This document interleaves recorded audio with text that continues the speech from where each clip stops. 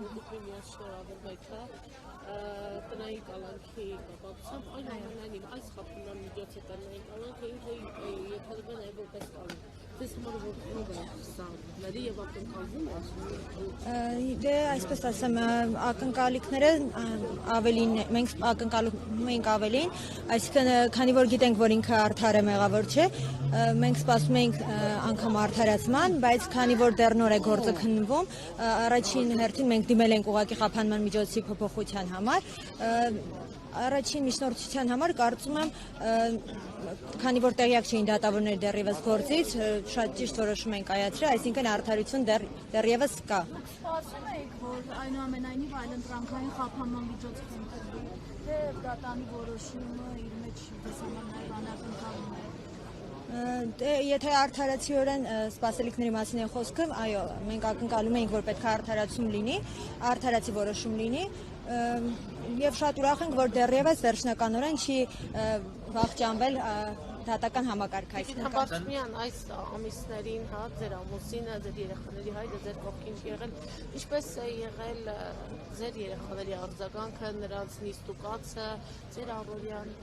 Դե իհարկե շատ դժվար, որովհետև երեխաները անչափահաս են, մանավանդ փոքրիկը շատ է կարոտում հայրիկին, անընդհատ հարցնում է երբ է գալու հայրիկը, դե իհարկե մենք չենք կարող ամեն ինչ բացատրել երեխային, որ ինչ է կատարվում, փորձում ենք որոշակի առումով երեխային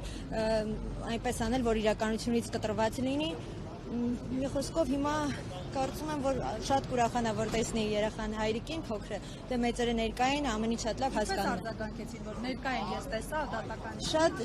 Շատ լավ։ Դե ընթացքը գիտեք, դե հա իհարկե հասկացան, որ տնային կալանք է, դե ընդհանուր դատական նիստը որոշ բաներ դե երեխային կարող է չհասկանալ ընթացքը ինչպես ընթացավ, բայց դե որոշումը իհարկե լսեցի ներկային։ Տնային կալանքը ևս խիստ էլի բաժի միջոց է, խափանման միջոց է համարվում, ճիշտ է, հիմա ձեր ամուսինը տանը կլինի, երեխաները տանը կտիրեն, կարոտը կառնեք, բայց դուք սպասում եք, ձեզ համար սա, այսպես ասած, ընդունելի տարբերակ է, որ էլի ոչ պակաս խիստ խափանման միջոց է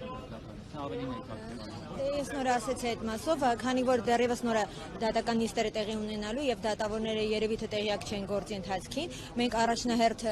խնդրել ենք, որպեսզի խափանման միջոցը փոփոխվի, ակնկալում եմ հետագա դատական նիստերի ժամանակ, որ արդեն լիովին արդարություն կլինի, այսինքն լիովին արդարությունը կվերականգնվի եւ խափանման միջոցը շատ շուտ կփոխվի։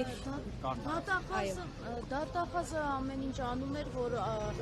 անտեսվի այն հանգամանքը, որ Դավիթ Համբարձումյանը վճռի մասին իմանալից Հայաստանում չի եղել, բայց ինքնական վերադարձել է, այս մասով ինչ կարող եք ասել։ Դե ես կարծում դատախազները հենց նրա համար են, որպեսզի որովհետեւ այսինքն հակաբաներ ասեմ, որպեսզի փաստարկներ, որպեսզի դատավորները արդարացի որոշում չկայացնեն, բայց ինքներդ ներկա եղաք եւ տեսաք, որ դատավորները հասկացան, որ ուղղակի միջնորդությունը դատախազի ոչ իրավական է։